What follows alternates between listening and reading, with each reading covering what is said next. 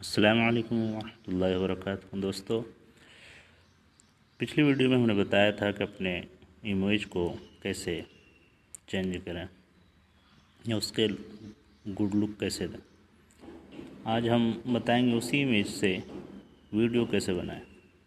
तो सबसे पहले वही मैंने पहले से खोल रखा है फ्लो AI, तस्वीर भी अपलोड कर दिया है। तस्वीर बताया था प्लस पे टच करने से गैलरी से अपलोड होती है, फिर अपलोड होने के बाद फिर यहाँ भी रह जाती है वीडियो। तो इसी में से कोई चुन करके यहाँ सेट कर दें। अब हमें क्या करना है, ये नैनो जो बना लिखा हुआ है इस पर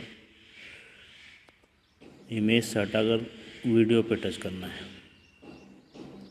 और यहाँ इंग्रेडिएंट्स से टच करना है। साइज़ वही रखना है, रील वाली 916। हमें फ़िलहाल एक ही वीडियो चाहिए तो हम एक पे टच करेंगे और अब यहाँ हम लिखेंगे।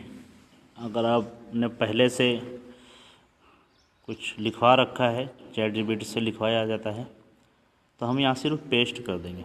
हमने लिखवा पहले से लिख रखा है, पेस्ट कर देंगे ऐसे, ये है।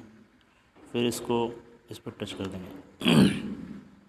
अस्सलामुअलैकुम। अगर आप इस्लामी और मोटिवेशनल वीडियोस पसंद करते हैं तो अभी हमारे चैनल को सब्सक्राइब करें